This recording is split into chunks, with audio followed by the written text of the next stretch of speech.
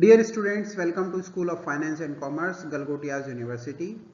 So today I will going to discuss the very first topic of Unit 3 of International Finance.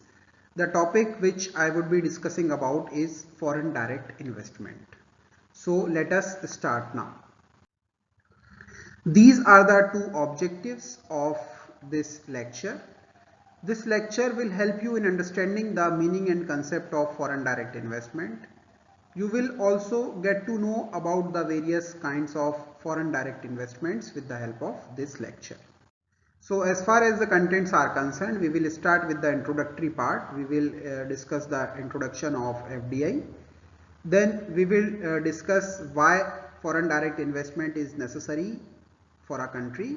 Then after that we will discuss upon the advantages and limitations of FDI, and then we will discuss the various kinds of FDIs. So let us start with the introduction.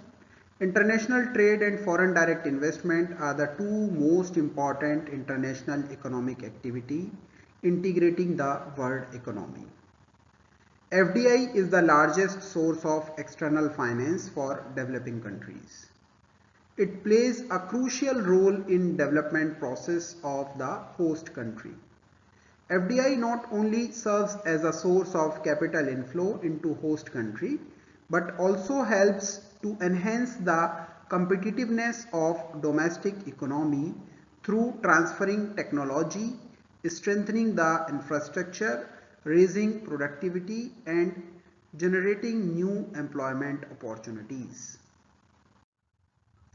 Now, in continuation with the introduction, foreign direct investment has often been viewed as a threat by the host countries due to the capacity of transnational investing firms to influence the economic and political affairs. Many developing countries often fear that foreign direct investment as a modern form of economic colonialism and exploitation. Now, why FDI considered as superior to other types of capital flows? So, firms entering a host country through FDI have a long-term perspective in contrast to foreign lenders and portfolio investors. Therefore, FDI flows are less volatile and easier to sustain at the time of economic crisis. Debt inflows may finance consumption, whereas FDI is more likely to be used to improve productivity. Since FDI provides more than just capital by offering access to internationally available technologies, management know-how, and marketing skills, it is likely to have a strong impact on the economic growth. Now, as far as the advantages of FDI are concerned, it provides access to superior technology to the host countries. It increases the level of competition in the host country. It also increases domestic investment in the host country, and it bridges the host country's foreign exchange gaps. Now, if we talk about the disadvantages or limitations of this FDI, then it creates a kind of market monopoly. It is crowding and out and employment effects. Then in case of technology, we depend on these firms on the basis of technology. Then profit outflow is there. Whatever the profit they earn, these MNCs, they send their profits to their parent companies, so profit outflow is there. Then there are chances of corruption also in case of FDIs, and then it sometimes also hampers the national security. So these all are the limitations of FDI. Now, FDI can be done in the following ways. In order to participate in the management of the concerned enterprise, the stocks of the existing foreign enterprise can be acquired. The existing enterprise and factories can be taken over. A new subsidiary with 100% ownership can be established abroad, or it is possible to participate in a joint venture through stock holdings. New foreign branches, offices and factories can be established. Existing foreign branches and factories can be expanded. Minority stock acquisition if the objective is to participate in the management of the enterprise. And long-term lending, particularly by a parent company to its subsidiary when the objective is to participate in the management of the enterprise. Now, selection of FDI destinations. So FDI destinations are being selected on the basis of following reasons: cost of capital input, then taxation regime, then cost of inputs, then wage rates, costs of logistics and market demand. Now, types of FDIs. So these all are the types of FDIs on the basis of direction of investment, inward and outward FDI, on the basis of type of activity, horizontal and vertical FDI, on the basis of investment objectives, resource seeking, market seeking and efficiency seeking FDI, on the basis of entry modes, greenfield investments, mergers and acquisitions, on the basis of sector, industrial sector and non-industrial sector FDI. Now we will going to discuss all these types of FDIs one by one in detail. So let us start now. Now on the basis of direction of investment. So there are two kinds of FDI, inward FDI and outward FDI. Inward FDI means foreign firms take control over domestic assets and it is termed as inward FDI. From Indian perspective, direct investments made by foreign firms such as Suzuki, Honda, LG, Electrolux, etc. in India, they are the examples of inward FDI. Now if we talk about outward FDI, domestic firms investing overseas and taking control over foreign assets is known as outward FDI. Such outward FDI is also known as direct investment abroad, DIA. Tata Motors, Infosys, Videocon, ONGC and Ranbaxy are the examples of this outward FDI. Now on the basis of type of activity. So there are horizontal FDI, vertical FDI and conglomerate FDI. So if we talk about the horizontal FDI, when firm invests in a foreign country in similar production activity as carried out in home country, it is termed as horizontal FDI.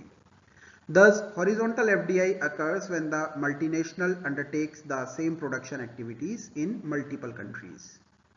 For example, Coke, Pepsi, HSBC, Samsung, etc. they expanded internationally by ways of horizontal FDI. Next is vertical FDI. Direct investment in industries abroad so as to either provides inputs for the firm's domestic operations or sell its domestic outputs overseas is actually termed as vertical FDI. Vertical FDI takes place when the multinational fragments the production process internationally, locating each stage of production in the country where it can be done at the least cost. A firm gains control over various stages of value chain from sourcing raw materials to manufacturing and to marketing. Then next is conglomerate FDI. Direct investment overseas aimed at manufacturing products not manufacturing by the firm in the home country is actually termed as conglomerate FDI. Then next, on the basis of investment objectives. So first kind of FDI on the basis of investment objectives is resource seeking FDI. In order to gain privileged access to resources with regard to competitors, M&E invests in countries with availability of natural resources. This ensures the M&E of stability of raw material supply at right prices. The major determinants for resource seeking FDI includes availability of raw materials, complementary factors of production, physical infrastructure, When resource-abundant countries lack capital and necessary technical skills for the resource extractions, such FDI is favored in such cases. Common in sectors like steel, copper, bauxite, agro-processing, etc. The Morocco is an investment destination for Tata Chemicals because the country holds 60% of the world's phosphate resources. Now, second type of FDI on the basis of investment objectives is market seeking FDI.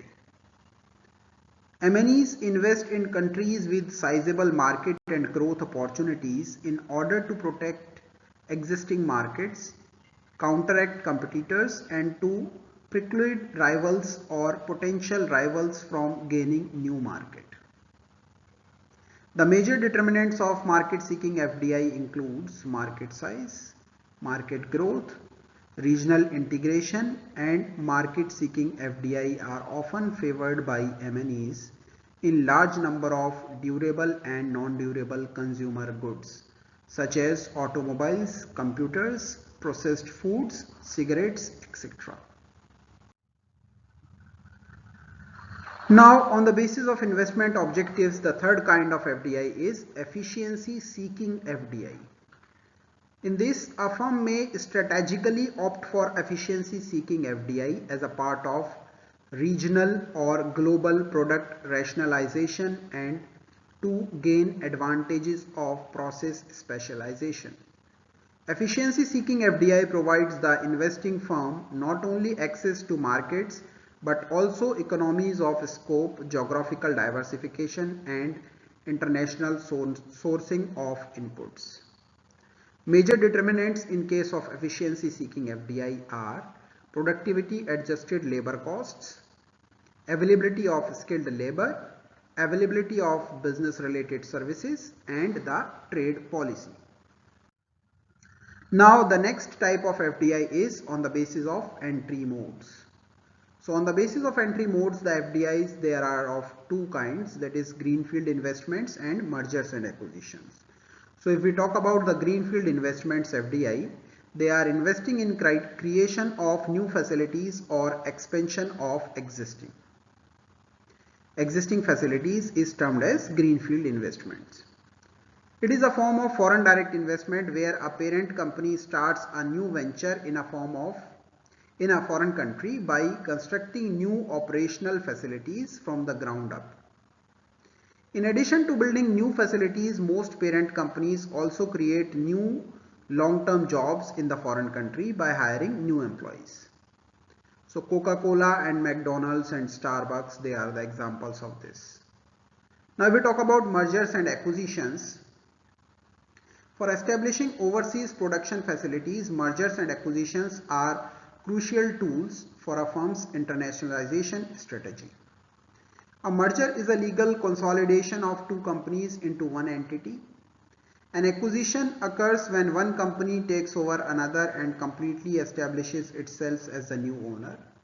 Such purchase may be of 100% or nearly 100% of the assets or ownership equity of the acquired entity. The distinction between a merger and an acquisition has become increasingly blurred in various respects, although it has not completely disappeared in all the situations. Now the last is on the basis of sector. On the basis of sector, there are again two kinds of FDI, that is industrial FDI and non-industrial FDI. If we talk about the industrial FDI, investments by foreign firms in manufacturing sector is termed as industrial FDI. The factors associated with it are to achieve cost efficiencies by way of taking advantage of availability of raw materials, inputs and manpowers at cheaper costs.